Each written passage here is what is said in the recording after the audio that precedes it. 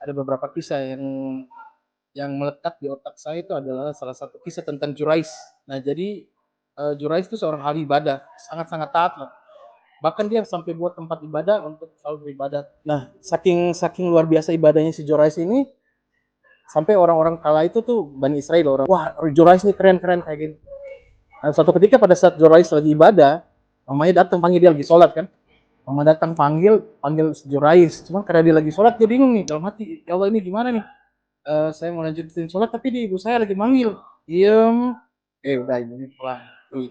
Itu pun di hari kedua dipanggil lagi Jurais, Jurais. Cuman dia diem. Bagaimana lagi sholat kan? Tidak bisa apa namanya? Nyau. Lanjut lagi sholat di hari ketiga. Ada saat ibunya panggil Jurais. Jurais ini terus Jurais. Cuman Jurais masih sholat. Cuman dalam hatinya Allah ini bagaimana ini ibu saya manggil saya.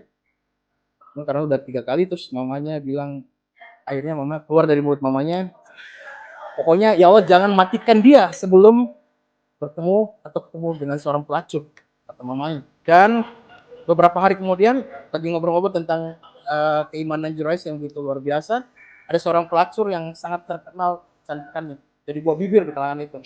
Pelacurnya bilang kayak gini, kalau kalian izinkan perkenan, saya akan menggoda si Jurais. Si cewek itu, gue cuma gue yang tes imannya kuat enggak si Jurais ini. Ini ingat, pelacur ini sangat cantik, pokoknya wah wah sekali.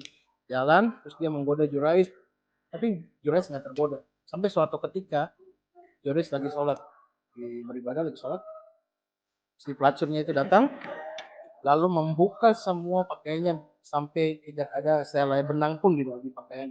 Dan Jurais pun nggak tergoyahkan imannya, karena bingung kan, aduh bagaimana Jurais cara cara menaklukkan dia.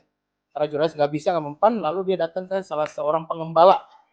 Pengembala di situ, terus akhirnya dia menggoda pengembala itu, lalu berzina dengan si pengembala itu. Akhirnya penting, hamil terus setelah itu udah punya anak, lalu dia mengaku ini anaknya Jurais. Ini anak orang-orang baru Israel di situ, orang-orang situ datang ke rumah Jurais, dipukul, dihajar habis-habisan, tempat ibadahnya tadi dibakar. Terus Jurais bilang, kenapa nih? Apa? Pada pukulin saya, kata mereka, karena kamu berzina, ini anak kamu. Mana anaknya? Panggil anaknya.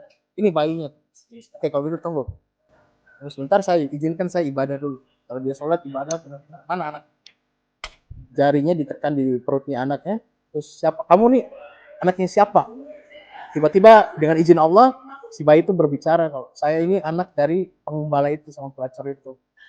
Akhirnya orang-orang tadi merasa bersalah sekali, minta maaf sama si Jurais, dan orang-orang itu bilang kami akan bangunkan tempat ibadah kamu dengan emas. Cuma kata Jurais bilang jangan, cukup biasa aja. Harus orang jaga lisan, terutama si ibunya kan. Dia mensumpahi Jurais dengan kata-kata seperti itu dan Allah kabulkan. Dan ini merupakan ujian dari Allah Subhanahu wa taala dari orang-orang yang menjaga kehormatannya kayak si Jurais.